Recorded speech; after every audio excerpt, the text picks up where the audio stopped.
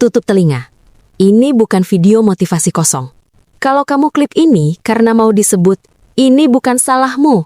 Pergi sekarang. Kamu duduk di sana, menyalahkan bos, menyalahkan gaji kecil, menyalahkan pemerintah. Padahal, alasan paling busuk kenapa kamu tidak pernah kaya itu bukan di luar sana. Itu ada di antara dua telinga kamu. Kamu bukan korban, kamu sapi perah yang sempurna. Mereka, para CEO, para bankir, para pemilik pay letter, tidur nyenyak di atas ketakutan dan ketakutanmu. Setiap grafik merah yang membuat kamu gemetar dan buru-buru jual rugi adalah pesta bagi mereka. Setiap kali pay letter kamu klik, kamu sedang mentraktir mereka makan malam mewah. Kamu pikir pay letter itu solusi biar hari ini nggak sakit? Salah, itu jebakan yang dirancang sempurna supaya kamu terus dipelihara dalam mode reaktif. Mereka butuh kamu panik, butuh kamu lapar dopamin, butuh kamu FOMO. Kenapa? Karena orang tenang itu berbahaya. Orang panik itu tidak bisa mengendalikan. Kamu dipelihara untuk tetap miskin. Pertanyaannya bukan, gimana cara cepat kaya?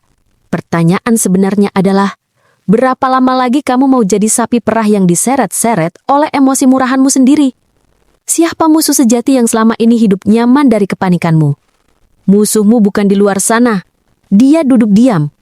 Dia yang paling konsisten nyusahin hidupmu. Siap menghadap cermin? Video ini akan menunjukkan siapa musuh itu. Siap tersinggung? Kamu beneran percaya orang kaya itu gampang panik? Serius nih? Pas market jatuh, grafik merah semua, timeline ramai teriak, bear market, kiamat. Kamu kira mereka ikut-ikutan login aplikasi? Tangan gemeteran, buru-buru tekan tombol jual semua bareng kamu. Mereka nggak segitunya. Mereka nggak nongkrong di kolom komentar nanyain, Bang, ini kita harus gimana bang? Mereka duduk manis, mungkin sambil ngopi. Mereka baca laporan. Mereka bandingin data. Mereka nonton, kamu panik. Kamu pernah lihat orang beneran tajir FOMO rebutan barang limited edition cuma karena di-review influencer? Begitu link dropship keluar, langsung hajar pay letter? Enggak, yang rebutan biasanya ya kita-kita ini. Sekarang, berhenti lihat ke atas sebentar. Lihat diri kamu. Baru dengar satu berita ekonomi dari potongan video 15 detik di TikTok. Padahal konteksnya nggak lengkap. Analisanya juga nggak kamu pahamin. Portofolio belum tentu merah, tapi tanganmu sudah gatal. Klik, cut loss, rugi resmi. Temenmu upload story, HP baru, kamera 108 megapiksel, casing kinclong, captionnya cuma, finally kebeli juga, self-reward. Jantungmu mendadak hangat. Bukan karena ikut bahagia, tapi karena kepikiran, gue kok masih pakai HP lama ya? Lanjut, buka e-commerce. Keranjang kuning yang tadinya cuma buat iseng lihat harga, tiba-tiba jadi serius. Satu persatu masuk. Earphone, smartwatch, sepatu, mic buat podcast yang belum kamu mulai start juga. Tenang, kan ada pay letter. Barangnya, kalau hilang dari hidupmu besok, kamu masih bisa bernapas. Tapi kamu memperlakukannya kayak oksigen darurat. Pelan-pelan, hidupmu bukan lagi perjalanan. Hidupmu berubah jadi tur keliling ketakutan. Takut inflasi, takut ketinggalan tren, takut dilihat kalah dari orang lain, takut telat bayar tagihan, takut tanggal 20, waktu dompet mulai sekarat tapi bulan belum mau selesai. Kamu kira ketenangan itu cuma buat biksu di wihara? Orang yang pakai jubah oranye, duduk bersila di gunung, gak ada urusannya sama rekening dan cicilan. Disitulah letak kesalahpahaman paling mahal. Ketenangan itu bukan level kalau sudah kaya nanti gue baru bisa tenang. Kebalik, justru karena mereka tenang, mereka bisa jadi kaya. Ketenangan itu bukan kemewahan spiritual. Ketenangan itu infrastruktur finansial, fondasi. Fondasi rumah. Kalau fondasinya retak, mau marmer lantainya seberapa mahal, tetap gampang roboh. Ketenangan adalah benteng pertama yang ngebedain siapa yang jadi predator dan siapa yang cuma jadi mangsa di dunia finansial. Predator bisa lihat peluang di tengah kekacauan. Mangsa cuma lihat alasan buat panik. Dan sekarang kita ngomong jujur. Musuh utamamu itu bukan bos yang tiap pagi moodnya random, tagihan kartu kredit yang numpuk, tetangga yang tiap minggu ada paket baru datang. Mereka cuma trigger, pemicu.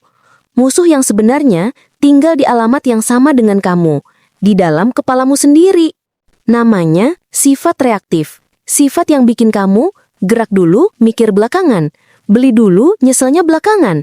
Panik dulu, cari datanya belakangan. Lalu yang bikin semuanya makin parah, dunia luar nggak netral. Sistem di luar sana, pasar, bank, e-commerce, media, nggak pengen kamu sembuh. Mereka nggak pengen kamu tenang. Mereka nggak pernah duduk rapat dan bilang, gimana cara bikin masyarakat makin waras dan sadar finansial. Yang ada, gimana caranya orang klik lebih banyak, beli lebih sering, ngutang lebih jauh. Kenapa? Karena orang panik itu emas. Orang reaktif itu tambang uang berjalan. Orang panik gampang digiring ke produk utang. Orang yang hidupnya drama gampang diracuni, self-reward dong, kamu kan capek. Orang yang emosinya naik turun adalah konsumen paling setia. Kepanikanmu sama dengan angka penjualan mereka. Overthinkingmu sama dengan naiknya grafik laba mereka. Kehilangan ketenanganmu sama dengan bonus tahunan CEO mereka. Selama kamu masih gampang disetir cuma gara-gara notifikasi flash sale berakhir 5 menit lagi. Berita, pasar krisis, investor ketar-ketir. Selama itu juga kamu cuma jadi sapi perah sistem. Bukan partner, bukan pemain utama, cuma sumber susu. Kayak, jangan mimpi dulu. Yang ada, kamu jadi rajin kerja, rajin bayar cicilan, rajin panik, rajin bilang, kenapa ya hidup gue gini-gini aja? Padahal jawabannya bukan di luar. Jawabannya mulai dari satu hal, kamu belum belajar tenang. Kalau di bab 1 kita sepakat satu hal, ketenangan itu senjata, maka di bab 2 ini kita bongkar siapa yang tiap hari berusaha melucuti senjata itu dari tanganmu. Ini bukan teori konspirasi, ini mekanisme. Orang tenang lebih cepat kaya bukan karena mereka lebih pintar, bukan karena mereka dapat bocoran, tapi karena mereka tidak buang energi di tempat yang salah. Sekarang jawab jujur, tanpa defensif. Dalam sehari, berapa jam hidupmu habis buat mikirin hal yang sama sekali tidak bisa kamu kontrol? Bukan hal-hal yang bisa nambah skill, bukan hal yang bisa nambah saldo, tapi ngamuk soal politik di Twitter, seolah-olah makian di kolom komentar bisa langsung mengubah undang-undang besok pagi. Panik tiap ada berita resesi global, padahal kamu bukan menteri keuangan, dan keputusanmu tetap sama, masuk kerja besok. Ikut larut dalam drama startup bangkrut, influencer selingkuh, seleb cerai, orang-orang yang bahkan tidak tahu namamu ada. Lucunya, kamu merasa sedang melek informasi, merasa up to date, merasa bukan orang yang ketinggalan zaman. Padahal kenyataannya jauh lebih pahit. Kamu cuma jadi bahan bakar gratis. Setiap kalimat marahmu menggerakkan algoritma. Setiap klikanmu menyuburkan sistem. Setiap komentar sinismu, bahkan yang merasa paling pintar, adalah uang iklan buat orang lain. Musuhmu di bab ini punya nama jelas. Sistem gosip, media sosial, portal berita yang judulnya sengaja lebay, akun drama yang hidup dari kemarahan dan ketakutan orang kayak kamu. Mereka tahu satu hal di luar kontrol itu paling adiktif. Kamu tidak bisa mengubahnya, tapi kamu tidak bisa berhenti memikirkannya. Dan itulah perangkapnya. Selama energimu habis buat berdebat, kamu tidak punya sisa tenaga untuk membangun. Sementara itu, di sisi lain kota, orang tenang sedang ngelakuin hal yang membosankan tapi mematikan. Mereka bilang, tidak peduli. Bukan karena mereka bodoh, bukan karena mereka apatis, tapi karena mereka paham matematika energi. Drama politik, skip. Gosip selebritas, lewat. Berita yang tidak bisa mereka ubah, tidak masuk kalender mental. Fokus mereka sempit tapi dalam. Apa yang bisa dikontrol? Skill yang bisa dilatih. Arus kas yang bisa dibenerin, negosiasi gaji yang bisa diusahakan, strategi investasi yang bisa diatur. Mereka sibuk membangun fondasi. Kamu sibuk mengomentari bangunan orang lain. Dan disitulah jarak finansial mulai melebar, pelan-pelan tapi pasti. Lalu kita masuk ke alasan kedua yang lebih licik, kebisingan.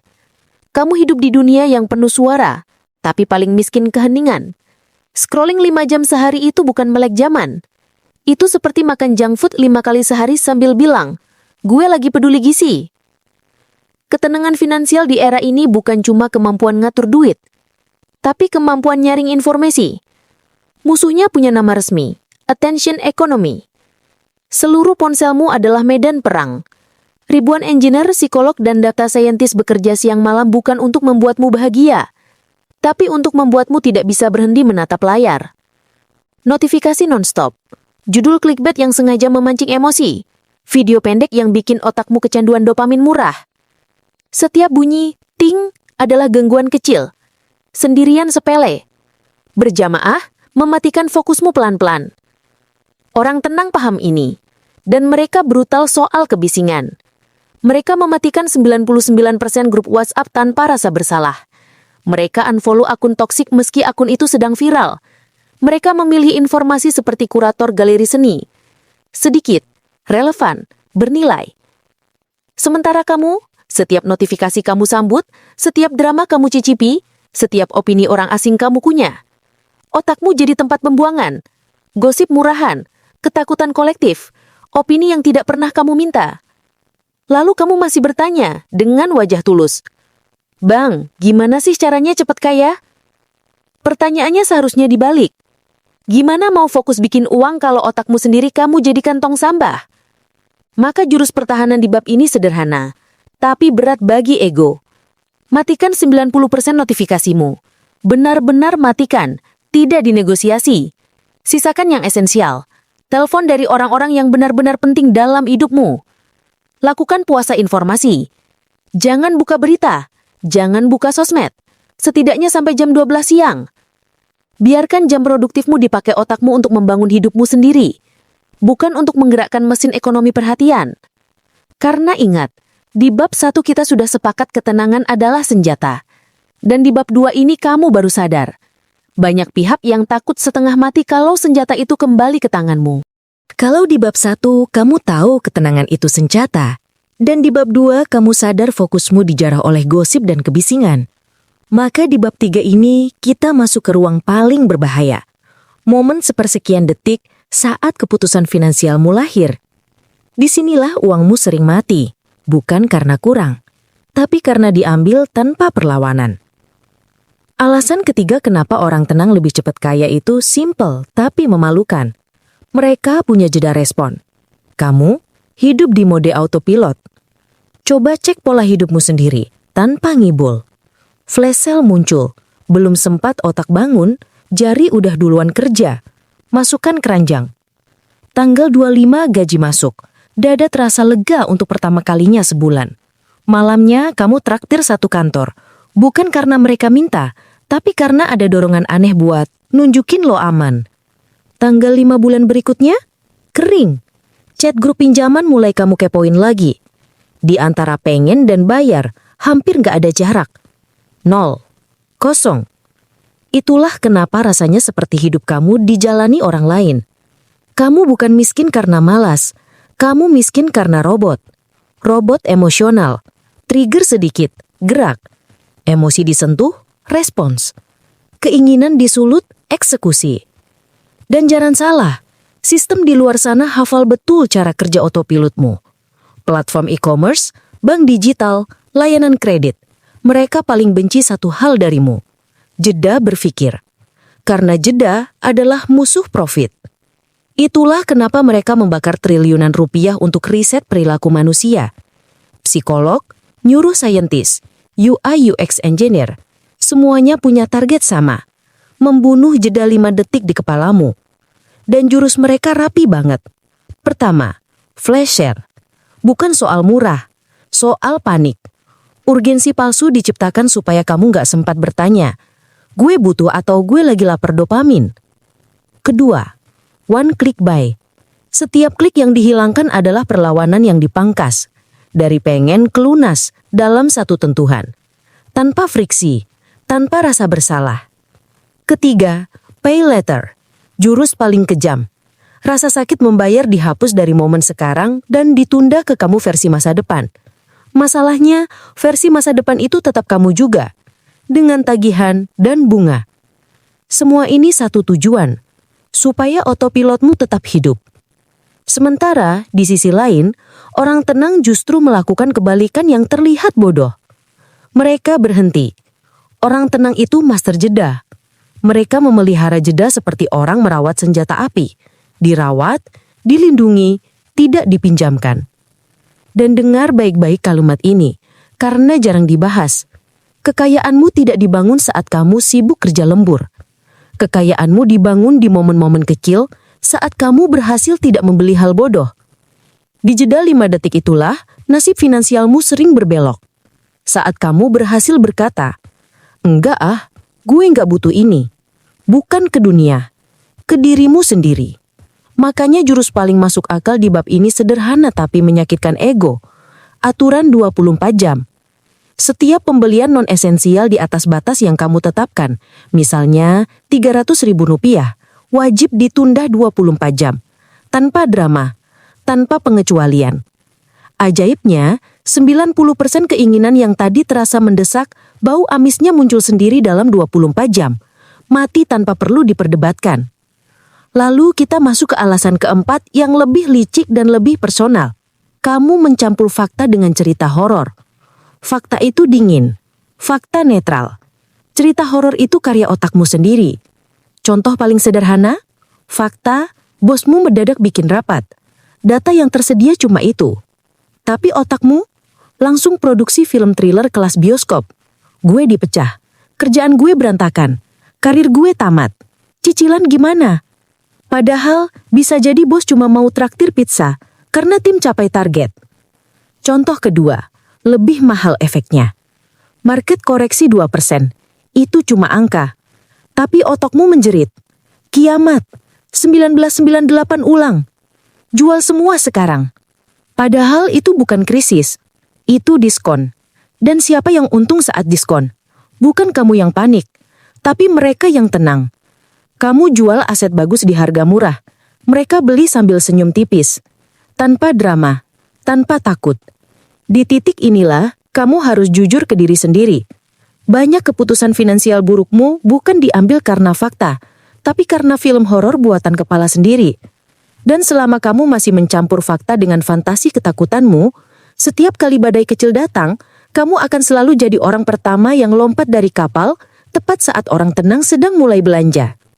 Kalau kamu masih bertanya, kenapa sih orang tenang kelihatan kebal badai, sementara gue tiap ada isu langsung limbung?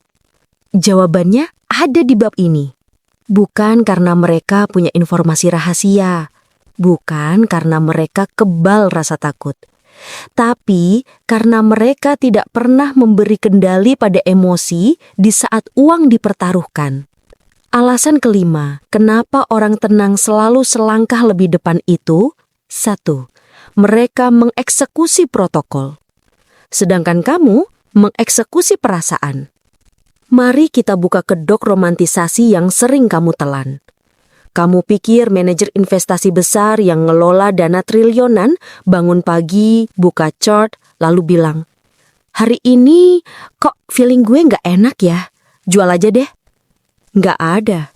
Kalau seperti itu, mereka sudah dipecat sebelum kamu sempat kenal namanya. Mereka bekerja dengan sesuatu yang kamu anggap membosankan. Aturan tertulis, kaku, dingin, tidak emosional. Protokol mereka jelas, beli hanya ketika ketakutan pasar sudah ekstrim. Kurangi posisi saat euforia sudah nggak masuk akal. Cut loss di angka tertentu, tanpa drama, tanpa berharap semesta iba. Tidak ada tapi, tidak ada tunggu bentar lagi. Tidak ada doa rebound yang biasanya cuma bikin luka makin dalam. Protokol itu mesin. Mesin tidak peduli kamu lagi capek, lagi patah hati, atau lagi butuh pembuktian diri. Sekarang jujur ke diri sendiri. Apa protokol finansialmu? Kalau kamu sedikit tersenyum geli barusan, itu pertanda jawabannya memang pahit. Protokolmu adalah mood. Saat senang, berani. Saat takut, lari. Saat iri, belanja atau FOMO. Saat panik, jual semua. Uangmu dikendalikan oleh suasana hati dan suasana hatimu dikendalikan oleh pihak lain. Musuh di bab ini jauh lebih pintar dari sekedar diskon. Namanya sistem iklan dan media finansial. Mereka bukan cuma menyampaikan berita, mereka mengaduk emosi. Saat saham X naik 1000%, mereka goreng headline-nya. Saham ini bikin orang biasa jadi miliarder. Tujuannya jelas, membangunkan keserakahanmu, biar kamu beli di harga puncak. Begitu pasar terkoreksi, narasinya langsung ganti kostum. Kiamat finansial di depan mata. Inilah tanda resesi terburuk. Tujuannya juga jelas, memicu ketakutanmu biar kamu jual di harga terendah. Dan kamu bergerak tepat sesuai skenario mereka. Saat pasar rakus, kamu ikut rakus. Saat pasar takut, kamu yang paling ketakutan. Disitulah lingkaran setan terjadi. Uang berpindah dari tangan yang emosional ke tangan yang dingin. Makanya jurus pertahanan di bab ini keras tapi adil. Buat protokol finansialmu saat kamu sedang waras. Bukan saat panik, bukan saat euforia, tapi saat otakmu dingin. Tulis di kertas, bukan di catatan HP yang bisa kamu edit pas mood berubah. Contohnya, tidak beli saham karena influencer atau rumor. Cut loss di 15% tanpa negosiasi. Tidak menambah utang konsumtif meski promonya sayang kalau dilewatkan. Saat emosi datang dan mulai berisik di kepala, jangan percaya otakmu. Baca protokol. Eksekusi itu bukan perasaanmu. Itulah perbedaan antara orang yang bertahan lama dan orang yang selalu mulai lagi dari nol. Sekarang kita masuk ke alasan keenam, akar dari hampir semua kecemasan finansialmu. Satu kalimat, kamu terlalu nurut. Sejak kecil kamu dicekokin nasihat versi pabrik. Satu bentuk, satu jalur, satu pola. Jadi PNS itu aman. KPR 30 tahun itu wajib, jangan ngontrak buang uang. S2 itu tiket kaya. Nasihat ini terdengar bijak karena diulang-ulang, bukan karena dipikirkan matang-matang. Dan kamu menelannya tanpa jeda, tanpa interogasi, tanpa pernah bertanya, ini bener buat gue atau cuma standar massal biar hidup gue mudah dikendalikan? Bank, korporasi, kampus, institusi besar. Mereka butuh kamu menjadi domba yang patuh. Kenapa? Karena domba itu mudah diprediksi, mudah diatur, dan sangat gampang diperah. Sistem butuh kamu. Mengambil KPR 30 tahun supaya bank bisa panen bunga dari separuh hidupmu. Takut resign supaya perusahaan punya tenaga kerja murah dan stabil. Mengambil utang pendidikan mahal untuk gelar yang belum tentu relevan. Supaya kampus terus bisa membangun gedung baru. Kamu bukan gagal, kamu tersandara oleh jalur default. Orang tenang, mereka bukan domba, mereka serigala skeptis. Setiap narasi, mereka interogasi. Saat orang bilang, KPR itu wajib, mereka bertanya, ini kebutuhan atau jerat utang jangka panjang? Saat orang bilang, S2 pasti bikin kaya, mereka bertanya, returnnya apa? Atau ini cuma gelar mahal? Dan dari situlah ketenangan mereka lahir, bukan karena hidup mereka bebas masalah. Tapi karena mereka sadar setiap langkah adalah pilihan mereka sendiri. Sementara kecemasanmu datang dari satu sumber utama. Kamu hidup di jalur yang bahkan kamu tidak pilih. Kamu cuma jalan, ikut arus, dan di dalam hati kecilmu, kamu tahu, jalur ini terasa salah, tapi kamu tidak berani berhenti. Bab ini menutup satu kenyataan pahit. Selama kamu tidak punya protokol, dan selama kamu terus jadi domba narasi massal, kamu akan selalu berada di posisi reaktif. Mengejar, takut, iri, dan panik. Dan ketenangan, dia hanya tinggal cerita orang lain, sampai kamu berani berubah peran. Jadi, setelah dibedah 6 alasan tadi, kelihatan kan? Ini semua bukan soal hoki, bukan soal privilege orang lain, bukan soal semesta jahat sama kamu. Kekayaan itu produk sampingan dari satu hal, ketenangan. Dan ketenangan bukan bakat, bukan bawaan lahir, bukan cuma milik orang yang meditasi di Bali. Ketenangan itu benteng yang kamu bangun sendiri, bata demi bata. Setiap kali kamu berhasil nahan jari dari check out impulsif. Setiap kali kamu mute notifikasi nggak penting. Setiap kali kamu patuh pada protokol, bukan pada drama perasaan. Di situ, bentengmu nambah satu lapis. Saat pasar berdarah-darah, orang reaktif panik. Orang tenang justru baru mulai kerja. Ketenangan adalah bukti bahwa kamu berhasil menang melawan musuh utama, penyakit reaktif di antara dua telingamu. Sekarang, pilihanmu cuma dua. Lanjut mode sekarang. Tetap jadi budak reaktif yang sempurna. Boneka yang talinya dipegang sistem. Didorong-dorong oleh emosi sesaat, diskon palsu, dan kata orang. Atau mulai sekarang juga, bangun benteng internal. Latih jeda sebelum klik beli. Matikan notifikasi sampah.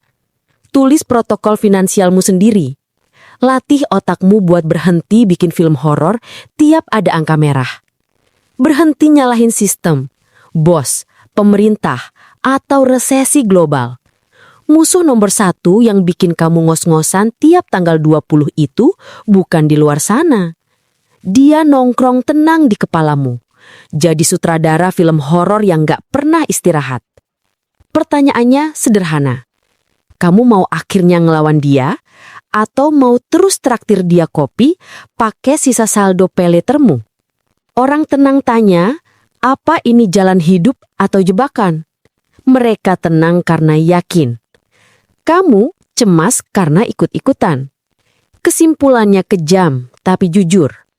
Kekayaan itu efek samping dari ketenangan. Bukan bakat lahir, bukan hoki. Tapi hasil latihan jeda, filter, dan protokol. Sekarang pilihannya dua. Lanjut jadi budak reaktif, atau mulai bangun benteng hari ini. Musuhmu bukan sistem. Musuhmu ada di antara dua telingamu. Pertanyaannya tinggal satu. Kamu mau ngelawan musuh itu, atau terus traktir dia kopi pakai sisa saldo paylettermu?